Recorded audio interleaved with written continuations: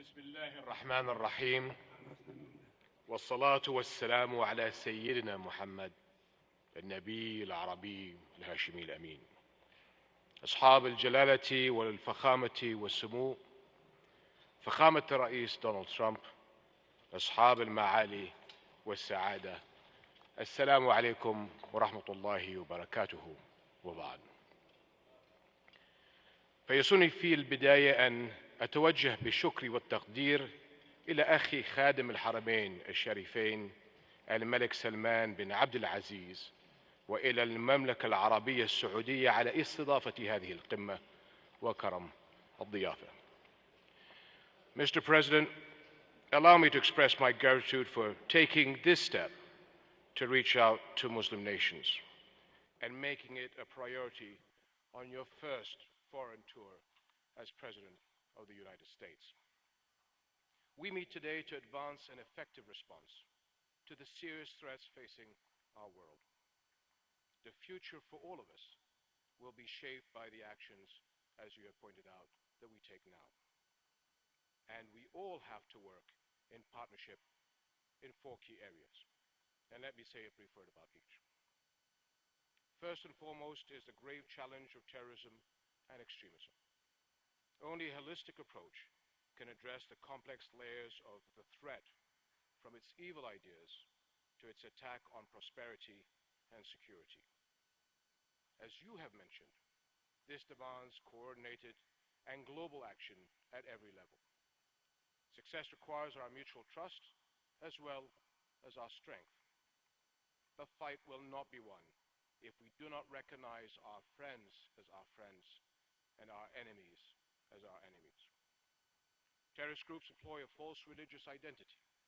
Their aim is to mislead and polarize our societies and peoples. Let us state here clearly, terrorist groups do not inhabit the fringes of Islam. They are altogether outside of Islam. They are Khawarij, outlaws of Islam. And Arabs and Muslims make up, as you pointed out, sir, the majority of their victims. Intolerance and ignorance will only aid terror groups. It is vital to help everyone, everywhere understand this. Mr. President, a second and equally vital challenge is a just and comprehensive settlement of the Palestinian cause based on the 2-state solution and the Arab Peace Initiative. This can bring an end to the Palestinian-Israeli conflict and guarantees peace for all, Israelis, Arabs, and Muslims. No injustice has spread more bitter fruit than the absence of a Palestinian state. This is the core issue for our region, and it has driven radicalism and instability beyond our region and into the Muslim world. The international community has a direct interest in a just peace. The Arab and Muslim world has offered its full support for effective negotiations. And here, sir, I would like to thank you for your determination to work towards bringing a settlement to this festering conflict. We will stand by you, sir, and your efforts and work with you as partners. Third, safeguarding Jerusalem must be a priority. The Holy City is a strategic linchpin, vital to relationships among the 3 monotheistic faiths. Attempts to create new negotiating facts on the ground will have a catastrophic impact. All of us must engage in averting these dangers, and to me personally and to all Jordanians, the Hashemite custodianship of Islam's Islamic and Christian holy sites is an unbreakable historical responsibility and an honor to undertake on behalf of the Arab and Muslim nations. Mr. President, the 4th critical task is to sharpen public focus on the values that will protect and enrich humanity's future, mutual respect, compassion, and acceptance.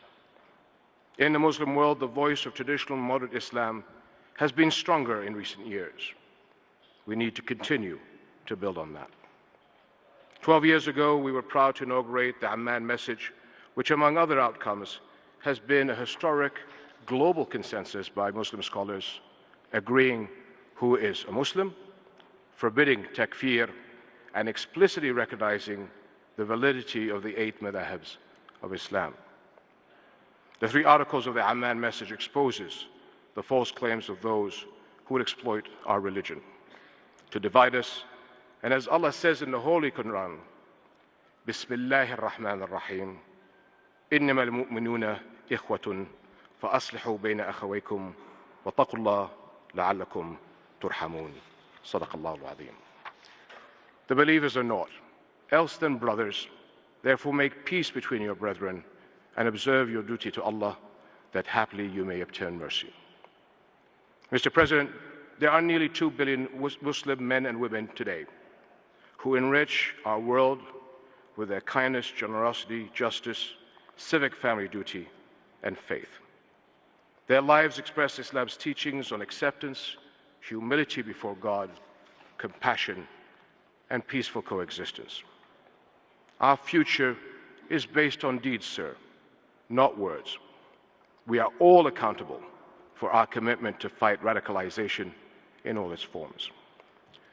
أصحاب الجلالة والفخامة والسمو، أصحاب المعالي والسعادة، لابد لنا من تعزيز جهودنا المشتركة حتى نتمكن بعون الله تعالى من خدمة شعوبنا وأجيالنا القادمة.